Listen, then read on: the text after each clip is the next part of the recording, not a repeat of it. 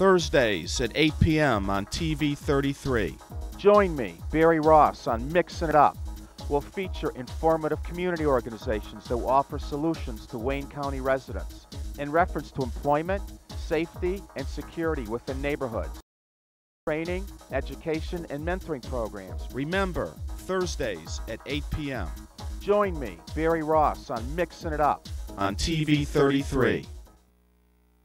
Welcome to Mixing It Up, everybody in Detroit and Wayne County. All those out in viewership land, we are live on TV 33. We are also simulcast on cable Comcast 20. You can watch us online if you care to. TV33WHPR.com. Like I said, welcome to our show this evening. My name is Barry Ross. I'll be your host for tonight on Thursdays. This is the last night we'll be broadcasting to you for an hour on Thursdays. Next week, we are going after the Minister Malik Shabazz show on Tuesday night starting at 9 p.m. We're going for an hour and a half. Our show is growing. We need to take more time. And so stay tuned, and we'll be on Tuesdays from now on. You can also call us, and we encourage phone calls. Phone numbers 313-868-0342, 868-0351, and 868-4336. We're in Highland Park. The area code is 313. Before I get started, I just want to tell you that tonight's guests are going to be presented in this following order. We have Mr. Dorian Gray, who hasn't arrived yet. He is a cab driver in Detroit that has literally transformed himself from the other side, and hopefully he'll show up. He's going to tell you how to change your world and that anything is possible. And we also have Pastor Alfred Calvert. He is an author extraordinaire. He also has come from the other side like myself. Many of us in the city of Detroit have come from the streets and decided to make a difference in our city. And Pastor Calvert is one of us. And we also have a political analyst, Eugene Skip Mungo, from the very famous Mungo family. There's three brothers, and they're very, very politically astute. I'd like to make some announcements this evening. And you guys familiar with the Occupy Detroit? It Takes a Village, y'all, is asking people to donate coats, blankets, and supplies for this great group. They're located downtown at Grand Circus Park.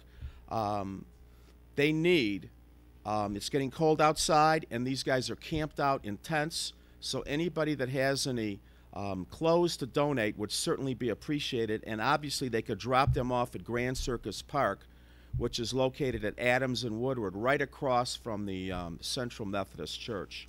We would appreciate that. Also, this Saturday night, Pastor Ovella Andreas's Citywide Day of Peace and Healing is continuing. It's at the 22nd day of every month. This Saturday at 7 o'clock in New Bethel. This is Aretha Franklin's Daddy's Church. It's on C.L. Franklin Drive in Linwood, Saturday night at 7 p.m. This is for anybody in the city of Detroit that is interested in joining an organization and coming out and being a part of this movement where we're asking the armistice for people on the streets to lay down their guns, no violence for this day. She has programs that are instituted in schools where she's had a 100% success rate. No violence for the day. That's pretty amazing in any school. So Saturday night, 7 p.m., we encourage you to show up at New Bethel Church. Detroit Coalition Against Violence. It Takes a Village, y'all. New Marcus Garvey movement. We have united on several fronts. We are having a community patrol the 3 nights before Halloween. And we are going to start at 6 Mile and 75, and we're traveling east to DeQuinder. We're going south up and down every street all the way to Joseph Campo. We need volunteers. We need volunteers on foot. We're looking for 25 courageous people to come out at night and go out on foot up and down these streets. We need volunteers with cars. Some of us have lights to provide, and we have a post for all of us to meet. Wednesday night, we're having a planning meeting this coming Wednesday night, which is the 26th at 7 p.m. 1500 State Fair, East State Fair. This is between 75 and DeQuinder. You show up. We're going to have representatives from the police department, representatives from the city of Detroit, some politicians, and many of our organizations are uniting to show everybody we can't do this alone. We're asking any able-bodied volunteer to please come out next Wednesday night and join us. Again, our organization's Detroit Coalition Against Violence, New Marcus Garvey Movement. It Takes a Village. We're having a breakfast, an all-you-can-eat pancake and meat breakfast at Applebee's. This is in Westland.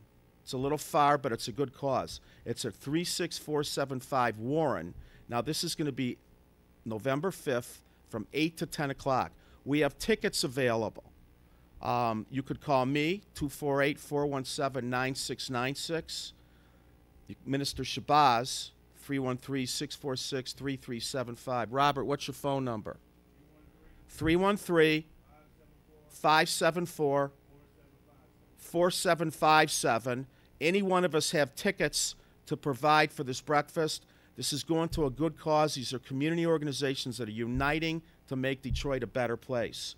Let me see. I think that's really about all the announcements. I want to talk to you for a minute about getting involved and taking our city back. Number one, did you vote? Because if you didn't vote, you got no business complaining about the position we're in by this wonderful governor that we have today.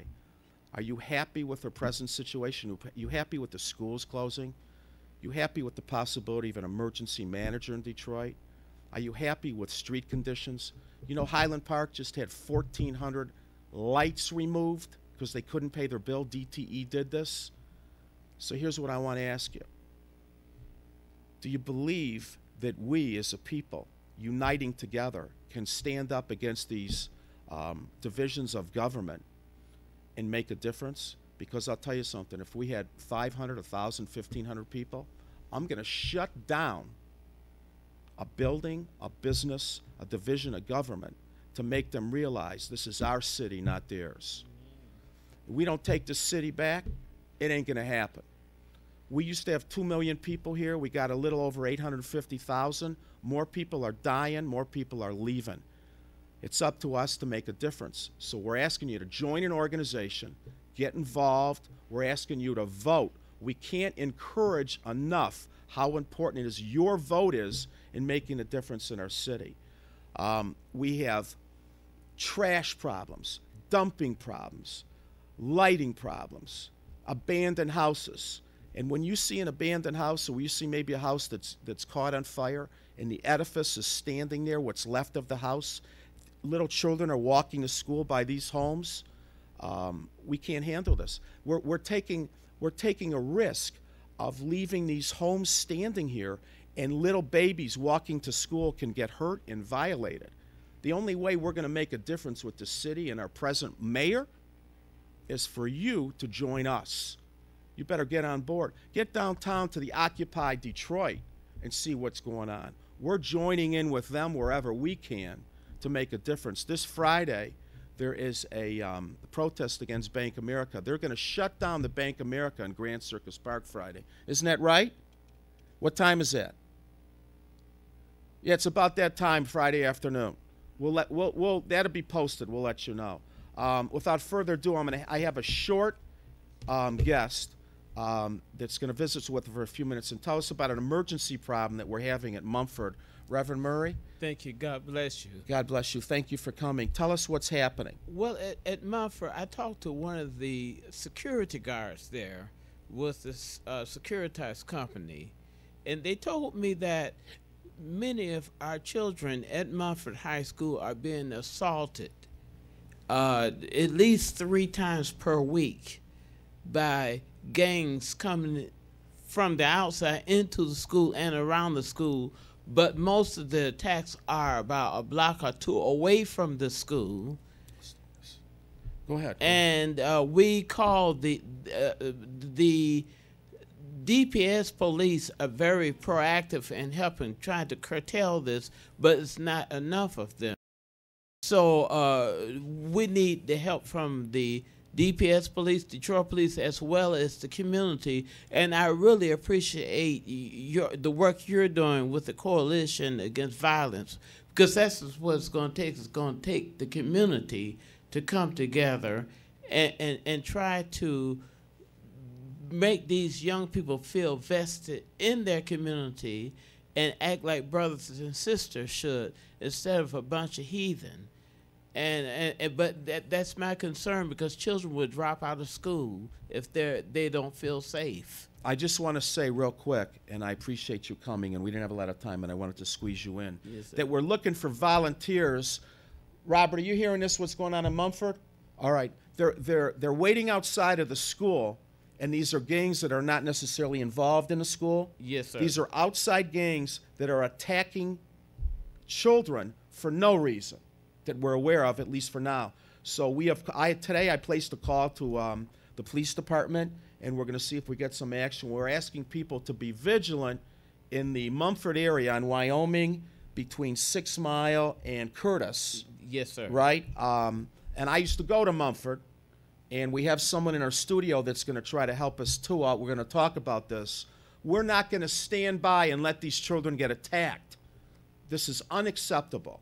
And we're going to do whatever we can to participate and outreach this to everybody we can. I appreciate you coming here tonight. And God bless you. Okay? Thank you very much. Let's just do a quick change. It's all right.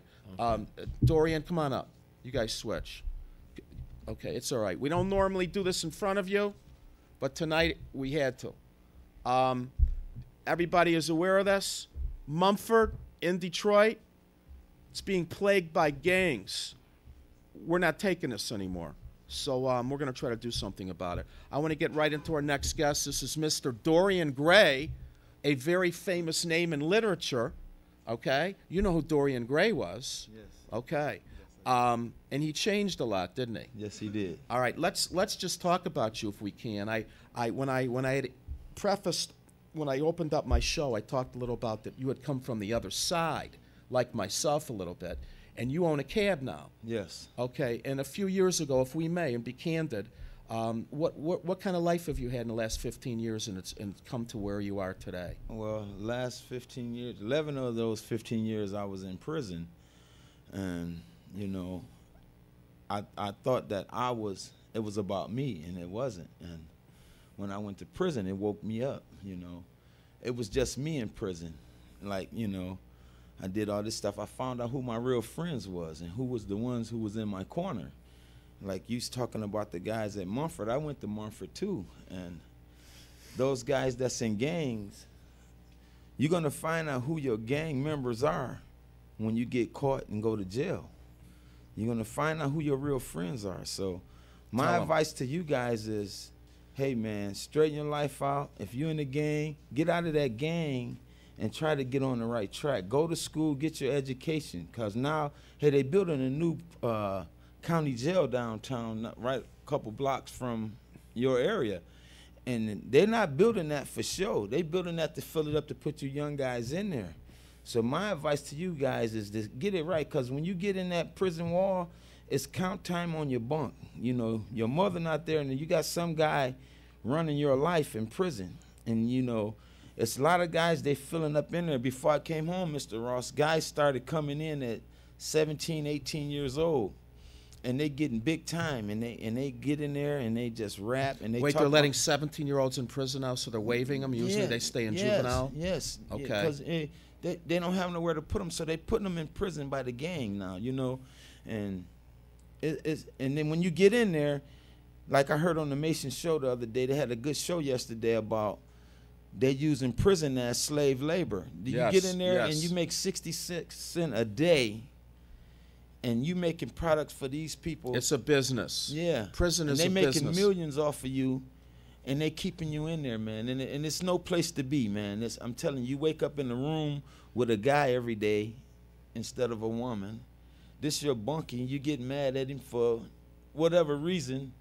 It is your fault for you being there. You can't take it out on this guy. But the main thing is, like he said, let's take our city back, man. This is a serious issue we having. We killing each other, burning our houses down. We don't have no Detroit. People want to bring money to Detroit, but yet and still we tearing it up, and we got to live here. That go for the gang members and everybody. Hey, I did that. I was on that side of the track now. Now it's about me and my children, my grandchildren, and trying to make it right. If I can help somebody out there, I will. Greater Detroit Cab Company, they gave me a chance when I came home from prison. And hey, Mr. Ross, you know, I came to your store when I first came home. I've been knowing your family for over 30 years. I worked for your family at the country club. That's right. Knew my uncle. Your uncle real good. That's right. I remember you buddy. coming in the store to see him. Right. I remember that. And I jumped on the wrong side of the track, and I realized that at the end of the day, damn, wait a minute, you left from working to this, and the streets is nothing. It's nothing, man. I found my way to fast track to jail. And then when I got in there, all I had was prayer, faith. You know what I'm saying? Now I want to make a difference and help. So when you have your thing, I have my cab out there with you guys, trying to blight the areas or whatever. We got to bring it home, man. If it ain't, it's us. It's you know what I'm saying? We don't. This is our city, man. Where else we gonna go? 850,000. If I may. This is great what you're talking about, but I wanted everyone to realize, and I'm glad that you're addressing these young guys out here in regards to there's no way out. But most importantly, you went to prison and you've changed. Yes. And I want people to realize, this is another reason I had you, that just because you go to jail, that doesn't mean you can't make a new life for yourself. A lot of guys come out and they think it's a dead end street, and they're not going to. Hold on a second. Let's see if we have a call. Hold on a minute. Hello, you're on the air. Hello? Okay. I wanted everyone to see, you have literally come from one side of the tracks to the other, and you have changed your life. Now, a lot of guys get out, and they don't do that. What does it take? What kind of commitment did you have to make to yourself that you wanted a better life? When I was in there, man, my life flashed in front of me, and I knew that wasn't the way. I knew about working. Hard work pays off. So I want to live right. I don't want to have to watch my back this way or that way or run from the police no more. I want to get out and work hard and have a productive life. And any young guy out there that's in the gang or whatever, if I can help him, I'll help him. That's not the way, man. That's not right, man. We got to stop this black-on-black crime, this any kind of crime, taking from old people, doing this. You can go out there and get it on your own. Oh, excuse me one more second. Let's try this again. Let's just... Hello, good evening. Yes, I would like Maureen Taylor, welfare right number. If you stick around, ma'am, can someone take this and give her number? This is not... Huh? Ma'am. Yes. I'm going to give you my phone number real quick. We're not talking about that right now, but take this number and you can call me later on after my show. You ready? Yes, 248-417. Wait a minute, 248. 248-417-9696. 96. Call me around 10 o'clock and I'll have her number for Thank you. All right, Thank you. bye-bye. Bye-bye. Okay. I'm sorry. Yes. Go back. Let's make a difference, fellas. Let's stop this. Let's stop it now. I was raised by my grandmother, and I was taught that you treat a person like you want to be treated, and you be respectful. We cannot keep doing this. We got to stop here. It's got to stop. We got to live. Get God in your life, or whatever it is, and change and help somebody. Don't burn the house up next to you that you got to live in. Don't throw the paper on the floor. Get your life together. Get an education, man, because at the end of the day, it's going to be you by yourself in that cell. Your buddies and this and that, they're not going to be there. Hold on. Good evening. Hello. Hello, how are you? I'm doing fine. Can you make your question sort of brief and concise, and we'll answer it the best way we can, please? Yeah. First thing is, I have the telephone number for the lady who needs the number to the welfare rights. Well, run it by us, and if she's not listening, I'll give it to her. Thank you very. What is it? Oh, yeah, it's 313 Uh-huh. 964 0618. That's for the welfare Taylor. Okay. Anything else? Thank you for that. Yes, sir. I had something I wanted to say real quick. Sure. I would like to say, God bless you to the brother that you have with you as a guest today. Thank you. I'm being inspired by his words of encouragement. And I would just like to thank God that I had a mother and a father when I was younger to lay a foundation of discipline and love combined. And I'm just real happy that I turned out to be on the right side. But I made some mistakes, but I learned just like you did. And, I'm just encouraged tonight to be listening to the program. May I ask you a favor?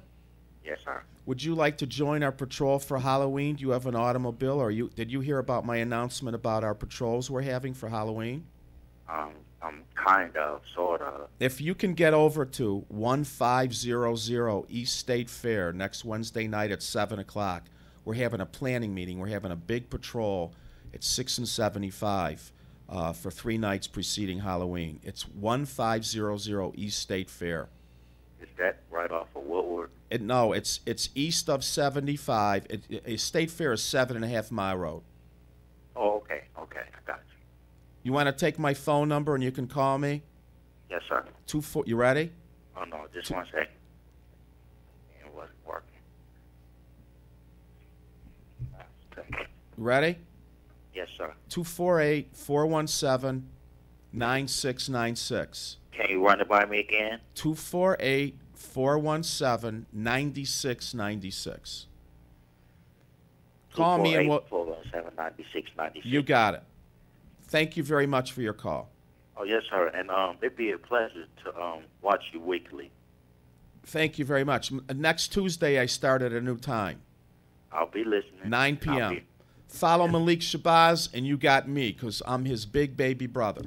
And I have your number now. And, okay. I'm blessed to know you. And, thank you. I feel the same way. I'm no one special. I'm just a man trying to do a little something here. Thank you for your call. Sir. Bye-bye. All right, let's close it out real quick. I would have liked to have had more time. Okay, I want to have you back. Would you like to give out tell everybody how they can get a hold of you if they need a cab? Right? You can get a hold of me at 313-740-3579. Run it again. 313-740-3579. Let's make a difference. Let's start being men. We men. Let's be men. Reach one, teach one. Let's start bringing back our community. Help each other, not hurt each other, man. It's about us, man. We got to have love and compassion for what we get. This is all we got right here, this city of Detroit, this nice city. Each other. And I grew up in Detroit, and I can remember in the neighborhood I grew up in off the Avenue of Fashion. It was like a whole family there. The store owners, everybody, they gave us jobs, and they did whatever they can for us. Now, we didn't deviate it from that. Now, let's bring it back together. This is our community. This is us. How are we going to get investors to come in and build the city up if we keep tearing it up, Come on, guys. Let's wake up, man. Wake up, man, and smell the coffee. Let's get it right, man. Come on now. Let's stop this stuff, man. Men and women. Yeah, men and women. I just fathers be fathers. I just want to say, in relation to you, most of the men that come out, with the exception of few, that come out on the streets to support the efforts of taking the city back, a lot of them have done time. Most of them had a wake-up call. And it seems like, and I've talked about this before, most of them have done a lot of time. The guys that seem to go in and out, they haven't had enough pain yet. 11 years is a long time for you to sit back and think in quiet. So I appreciate you coming here, and we're going to have you back. And just run your number one more time for them. If they need a cab, call him. Dorian. 740-3579. Okay, great. Let's take a short break. Yes, stick around for a sec. Let's take a short break, and we'll be right back.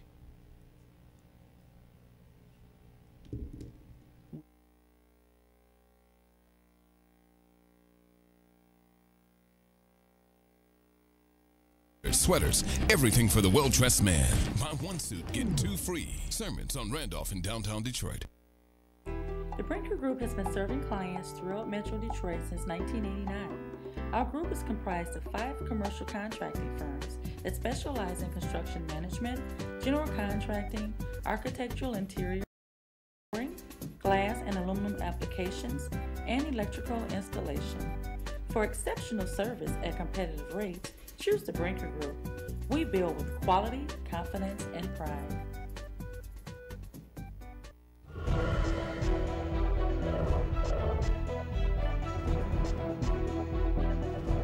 You're watching Power Talk on your community TV station, UHF TV 33, Detroit, Highland Park.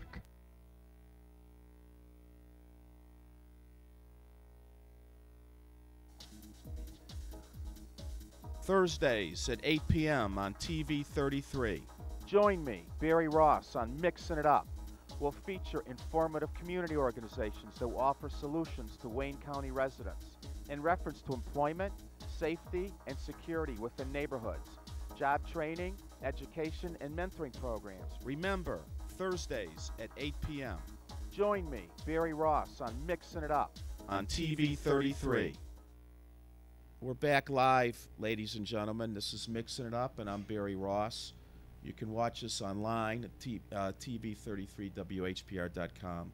We encourage you to call in and give your opinions and comments, and we need you to be involved with us. You can call us at 868-0342 and 868-0351. I'm a Detroiter. I was born and raised here. My family started Sermons Close in 1917. I'm 60 as of 2 weeks ago. I've seen a lot in my life. I've seen the auto recession in the late 70s, when the gangs in the 70s, the BKs and the Errol Flynns were patrolling the streets and taking it over, the young boys. I was a drug addict. I am a drug addict, recovering drug addict. I sold drugs. I've seen the economy up here. I've seen it flourishing in the 60s. So I've seen a lot.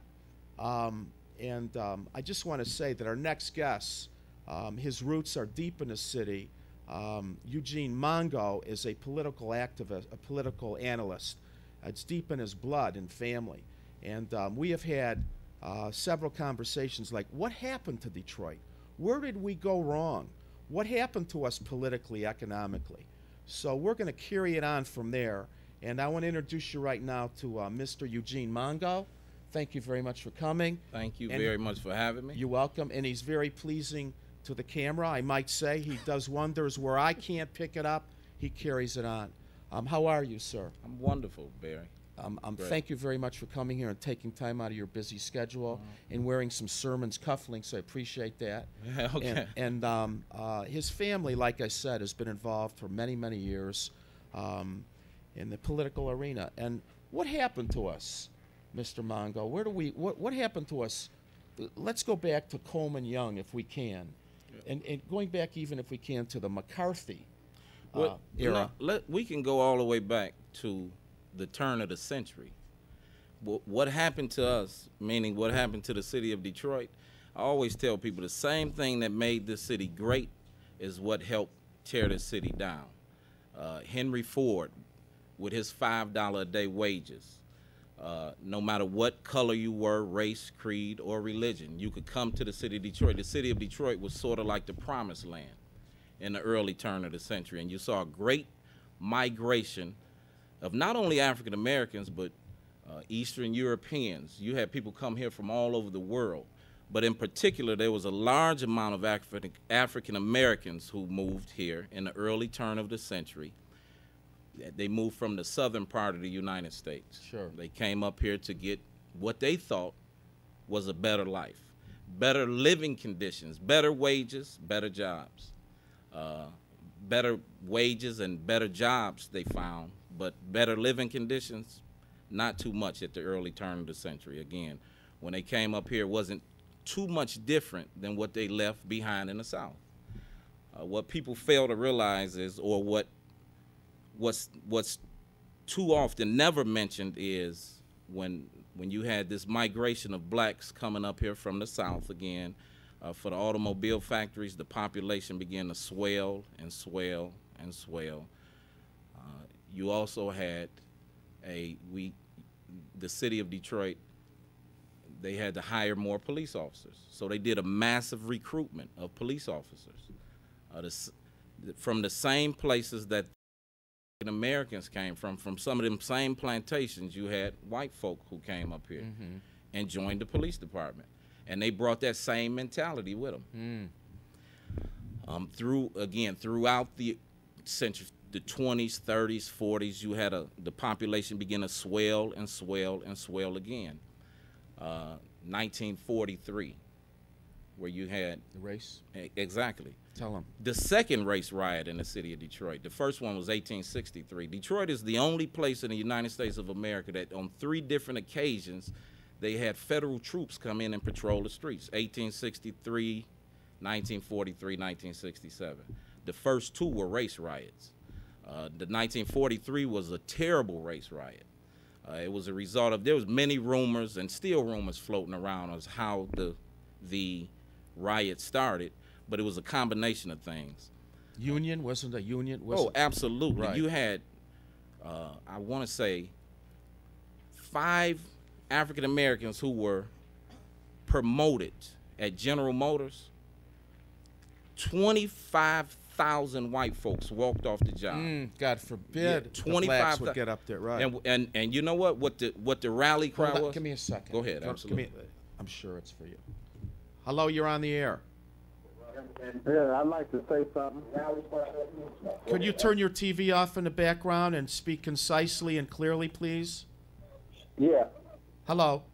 I think that this is a great discussion you're having tonight, and what happened to make it have so many people without jobs in the city of Detroit? Can we go back to where it was in Africa, where everybody had a different skill?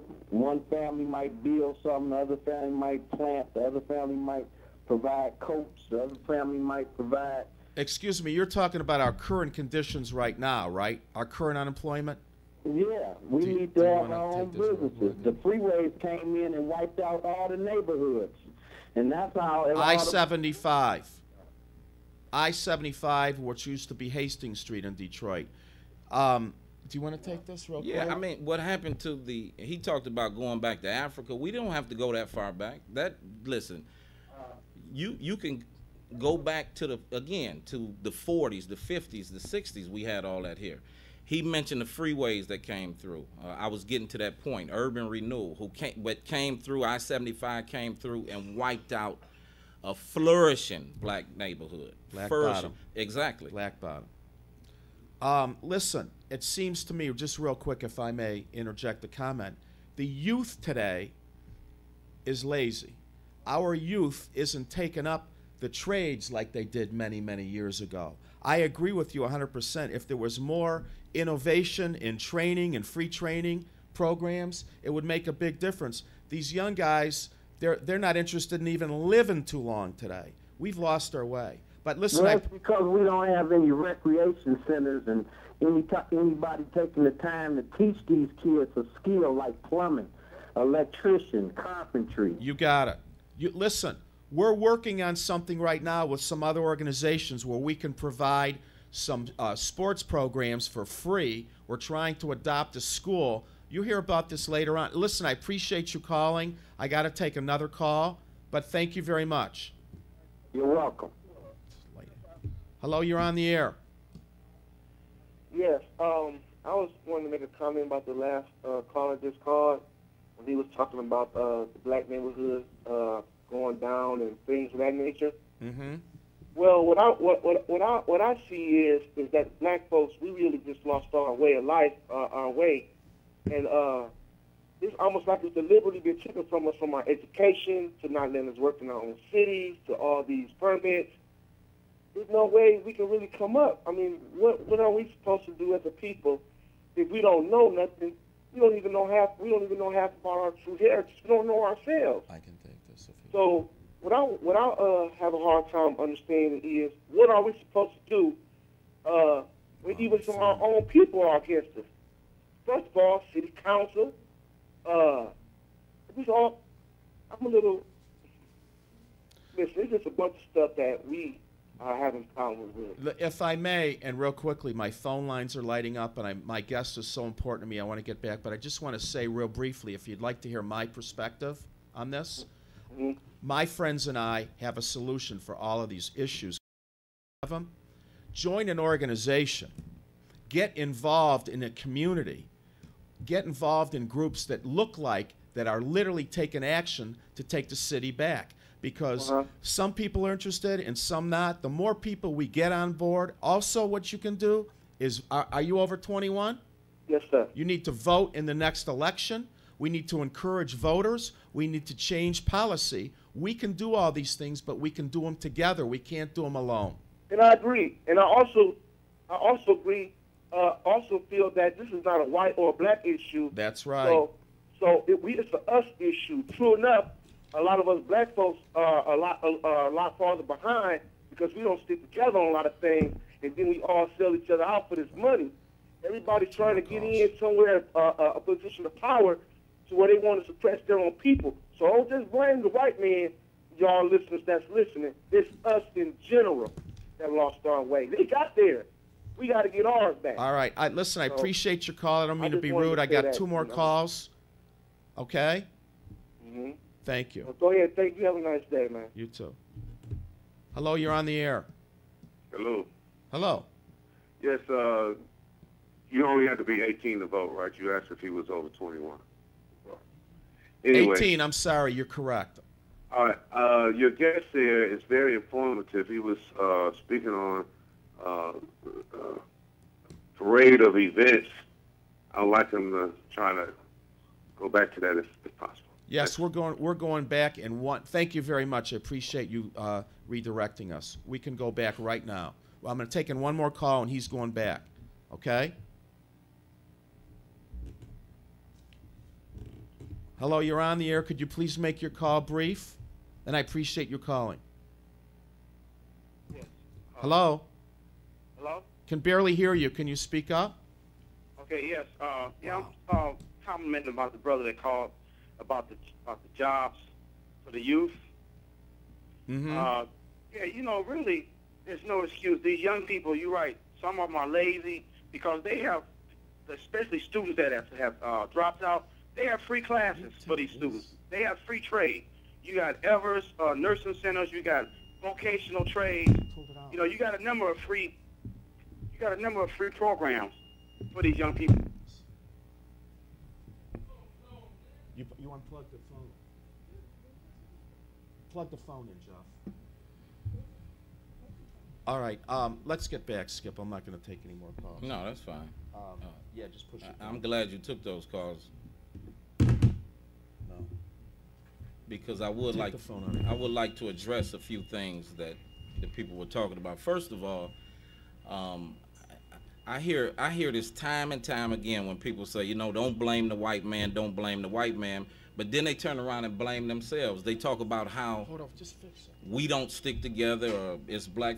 I don't think that there's another race in the history of this world that stick together more than African Americans. Honest to God. And a perfect example of it is the last presidential election.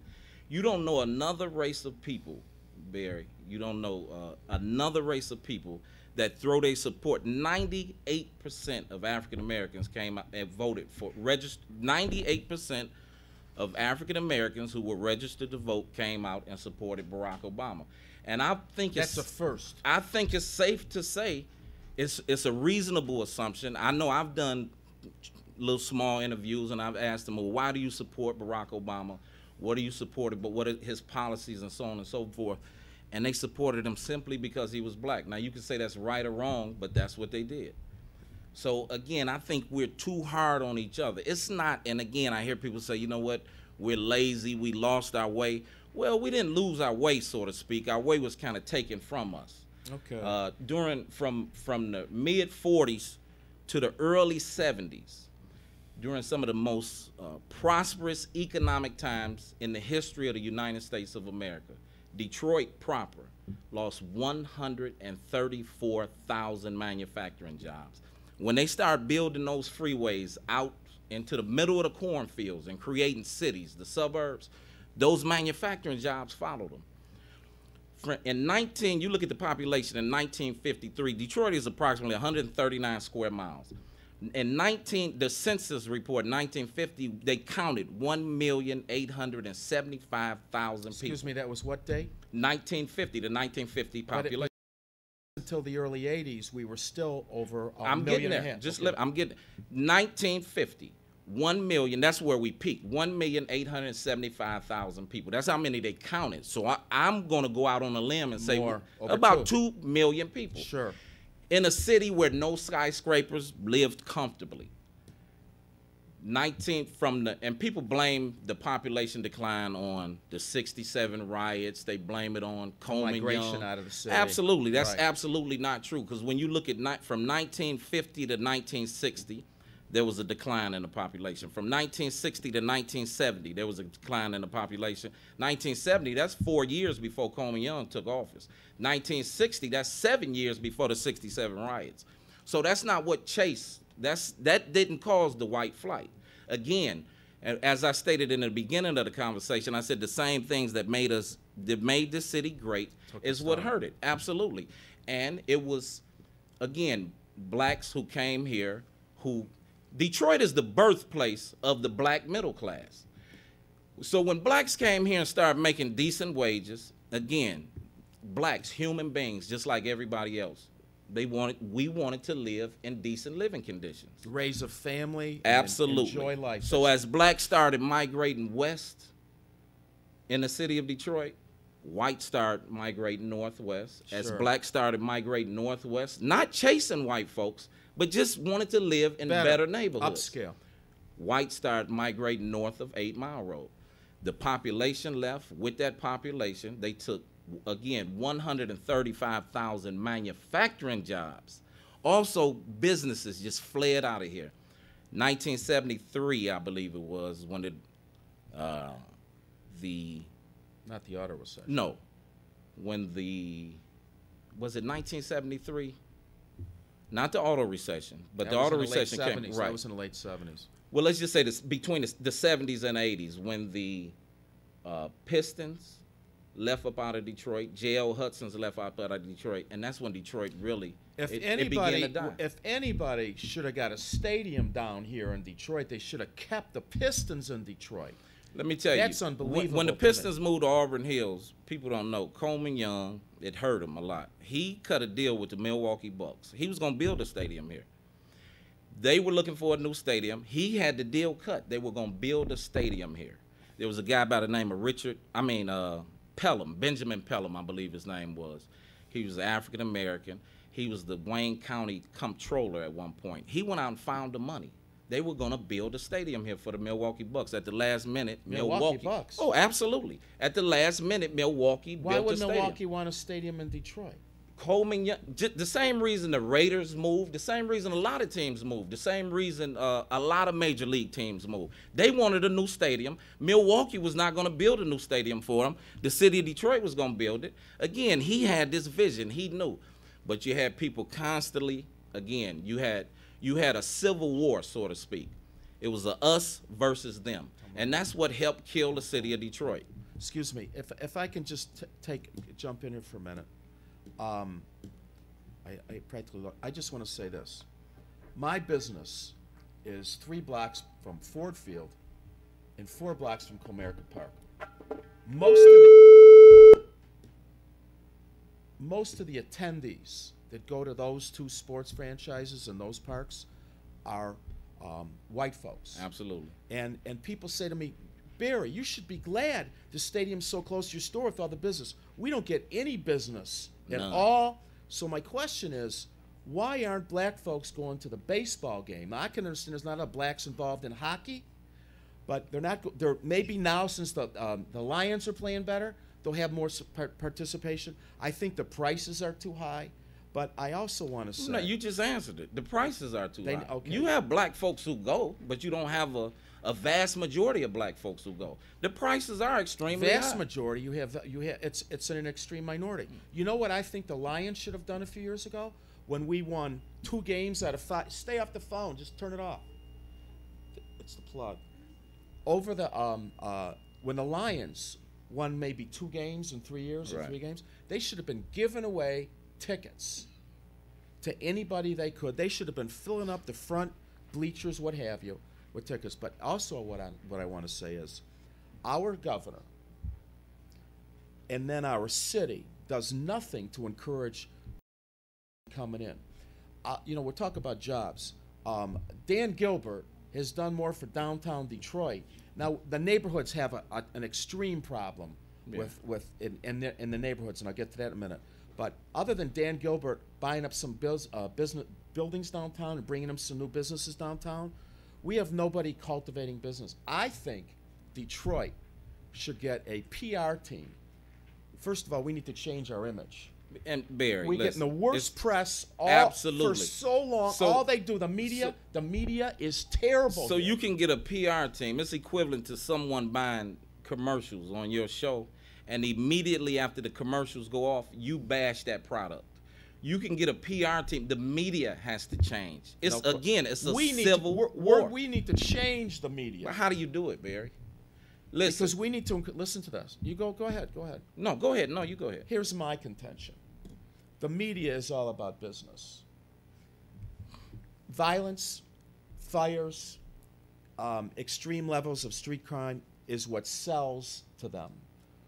They're tearing down our city. Absolutely. It's almost subliminal. People believe it's bad. They continue to believe it's bad. It creates more apathy. Why not promote the good these organizations are doing? Because ultimately, that's what's going to save the city. If we could allow people to see the programs that are available, not my organization, not a couple of my partners' organizations, but the programs that are available to help people, job training, whatever, why doesn't the news encourage this? To see in the long run that their longevity by promoting us and the programs is going to make them have more state power. I think that it's greed. And it's all by design. You're absolutely right, it's greed. A lot of these people who run these media conglomerates, who run the Rupert Murdoch, the big folks, right? They have vested interests, but I'm not even going to go that high. I'm talking about right here in this region. They have vested interests outside of the city of Detroit. So for years and years and years, they sat back, they waited for Detroit to die, and Detroit never died. They thought if they pulled out, Detroit would die. They waited for it to die. It never died. It backfired on them. What they didn't understand, again, it's like if I brought a virus into this room and I pointed out to you and you and you and I wanted to attack you thinking it wasn't going to hit me. Mm-hmm. But it turned around, and that's what happened in this region. When Detroit started to fail, it took years and years and years for them to realize it. But I see these commercials now, and it seems as though I'm jumping all over the place, but I'm going to bring it back home. Well, I see commercials where you have Brooks Patterson talking about, I'm a believer in the city of Detroit. My Lord. Well, Brooks Patterson is a believer in the city of Detroit because he realized he had an epiphany. You know what it was? He realized, he woke up one night and he realized they're staying. No, when Detroit, so goes Detroit, so goes the region. Detroit is dying and Oakland County is dying. Oakland County, any given year, is the second or the third richest county in the United States of America. Right. You got houses, you got $1 million homes in Oakland County right now that's being auctioned off for $150,000, $75,000. Mm-hmm. So that's why he's a believer. He's trying to pump life back into the city of Detroit. When you go, listen, I'm well traveled. When you go outside of this region, you can't tell anybody. Let's say you go to New York, you go to California, unless they familiar with this region, you can't tell anybody, you know what, they ask you where you're from. I live in Farmington Hills. Detroit. I live in Detroit. No question. And usually the follow-up question is, well, why do you live there? Because of what the media has done to the city of Detroit. Question. The city of Detroit is a great city, always have been a great city. This is the city that put the world on wheels. The arsenal of democracy. Industrial Revolution was created in Detroit. The assembly line was built in Detroit. But not only that, some of the greatest organizations were created in Detroit. UAW. listen, organizations, the grassroots organizations, the Nation of Islam. The first I Have a Dream speech was made here in the city of Detroit. 1963? Absolutely. Shrines of the Black Madonna, absolutely. Detroit is a great city. We are a great city. These young kids coming up now, you know what the problem is? I hear people call in and say they lazy, they trifling. No, the problem is with us. We don't talk to them. We don't teach them. We need to let them know from where it is that they came. That's right. And they'll feel better about Well, the themselves. question is how we outreach. I mean, we're doing it. Listen. How you outreach is just like you doing now, Barry. And maybe it will catch on. Maybe it'll catch on to some of the mainstream media. I want to just get back. We got a couple minutes. I want to get back to manufacturing and jobs. Since we are of the Industrial Revolution, the assembly line and manufacturing, we have all this water. We could do shipbuilding here. I mean, we don't do anything. I haven't heard of any innovative new kind of corporations or business want to come here. I don't know what our governor does in the way of offering incentives, our city, and this PR team. Maybe we shouldn't wait to the city. They want to do it. They want to do it. What is the age-old fight in this region? They want to take over that water.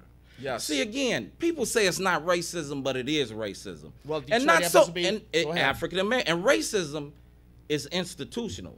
And as a whole, blacks don't run institutions. We Explain don't what that- control explain institutions. what you mean by Listen, that. the banks, the corporations, what you just talked about.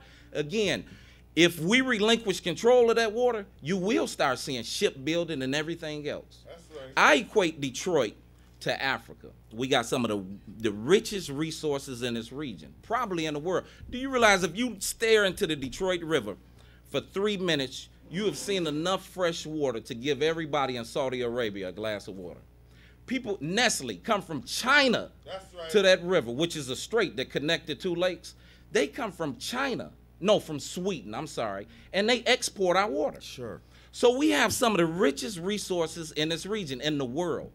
And just like Africa, you know what they want to do? They want to colonize it. They want to control from outside. Again, they sat back and they waited for Detroit to die, but it never died. Isn't it true? Isn't it true that we sell our water in this city to Oakland County, and they sell it back for more than we sold it to them for? We pay more than we sold it to them for. From not only Oakland County, from here to Port Huron. We Absolutely. pay more for the water that we own in Absolutely. this city or control. That we sell it to them for less, and they sell it back to us, and we sold it. Absolutely. And every time the suburbanites crack open their water bill, and their water bill is hiked, and they want to blame it on the city of Detroit, it's not because of the city of Detroit. It's because of their own politicians, their own policymakers. They hike it up. Listen, we have about a minute left. First of all, I want to say that Minister Malik Shabazz is in the house. We're going to acknowledge him today on the victory on the bridge for Detroit. No bridge. No bridge, sir. No bridge. Everybody hearing that? Got a big victory today in Lansing. And Wanda Akila Redmond is here. She's running for school board. That's right. And her brother Steve is in the house, who does all the signage for all the great groups in Detroit. So we want to say hello to you and congratulations. We're closing the show out in a second. Do you want to say so? We got about a half a minute. Do you want to say anything? I want to have you back. I would love to come back, and I want to leave on this note again to the few callers that called in, especially the younger brothers who, again, I often hear them. They talk about, you know what, don't blame the white man. I'm not saying to blame the white man, but stop being so critical on yourself. In the same breath, when they tell you don't blame the white man, they talk about it's us who's doing it to ourselves. Stop being so critical on yourself. Again, we are some of the most, we unite, again, the last presidential election, if it proved anything, it shows you that we do stick together for a cause more than any other people if it means in the enough history people of will this be world. there. Listen, I appreciate you. I'm flattered that you came and took time out of your busy schedule. I respect your whole family, everything that you all are doing, and your involvement and everything going on that's good in the city. We're going to have you back. I got a show starting next week for an hour and a half. Tuesdays at 9 to 10:30, we're going to see more of men and women that are doing things in the city. I appreciate you coming. I appreciate you. Stick around for a I really second. do. All right, so good night, everybody. We'll see you next week on Tuesdays. That's it. Malik, Thursdays at 8 p.m. on TV 33. Join me, Barry Ross, on Mixing It Up. will feature informative community organizations that will offer solutions to Wayne County residents in reference to employment, safety, and security within neighborhoods, job training, education, and mentoring programs. Remember, Thursdays at 8 p.m. Join me, Barry Ross, on Mixing It Up on TV 33. You're watching UHF TV 33, Detroit Highland Park.